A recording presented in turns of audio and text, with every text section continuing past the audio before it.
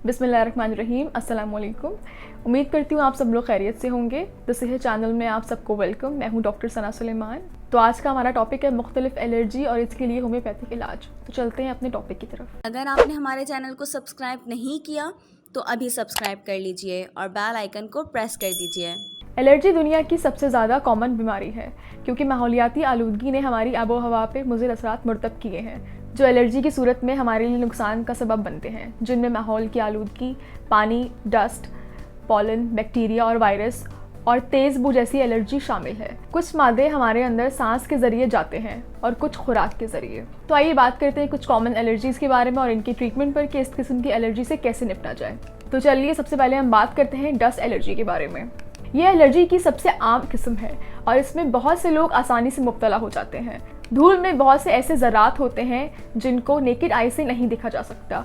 ये ज़रात हमारे जिस्म में नुकसान का सबब बनते हैं। इसकी अलामात में आँखों में जलन, आँखों में रेडनेस, पानी का होना, फ्लू, नाक में खारिश, सांस लेने में दुश्वारी और खांसी जैसे अवामिल शामिल हैं। अब हम बात करेंगे फूड एलर्जी के बारे में। ये अमूमन किसी किस्म के खाने से हो जाती है। ये आम तौर पर बच्चों में देखी जाती है। ये उम्र के किसी भी हिस्से में हो सकती है। हमारा इम्यून सिस्टम हमें मुख्तलिफ वायरस और बैक्टीरिया के हमलों से बचाता है। कुछ ग़िज़ाएँ ऐसी हैं जो एलर्जी का सबब बन सकती हैं, जिनमें अंडे, दूध, गोश्त, गंदम, मछली और प्रोटीन शामिल है। अब हम बात करते हैं पॉलन एलर्जी के बारे में। ये फूलों से होती है और हवा के ज़रिए हमारे अंदर मुंतकिल हो जाती है। इसकी अलामात में गले का दर्द, नज़ला, सांस लेने में दुश्वारी, कानों में दर्द की शिकायत हो सकती है। अब हम बात करेंगे मेडिसिनल एलर्जी के बारे में। ये allergy different drugs, medicine, antibiotics से आपको हो सकती है, जिसकी वजह से आपको स्किन रैशेस, फीवर, इचिंग और स्वेलिंग और इस तरह की अलामात जाहिर हो सकती हैं। अगर हम इसके ट्रीटमेंट ऑप्शन की बात करें तो एलोपैथिक ऑप्शन में एंटी एलर्जिक टैबलेट्स और सिरप शामिल है। और अगर बात करें होम्योपैथिक मेडिसिन की तो इसमें कुछ खास मेडिसिन हैं जो हम आपसे डिस्कस करेंगे अभी। तो सबसे पहले हम बात करते हैं हिस्टामिनम 30 पावर की।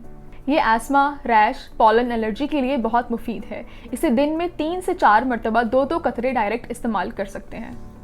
व्यूअर्स, अगर आप नॉलेज मैगजीन की मेंबर बनना चाहते हैं तो स्क्रीन पे दिए गए व्हाट्सएप नंबर पे अपना और अपने शहर का नाम लिख के व्हाट्सएप करें और हर महीने नॉलेज मैगजीन अपने मोबाइल पे पढ़िए। अब हम चलते हैं अपनी वीडियो की जानिब। तो हम बात करते हैं अपनी दूसरी मेडिसिन के बारे में, जो कि है सल्फर 6। इसे हर किस्म की एलर्जी के लिए इस्तेमाल किया जाता है। अगर आपको नाक, कान, गले में खारिश हो तो इसका इस्तेमाल बेहतरीन है।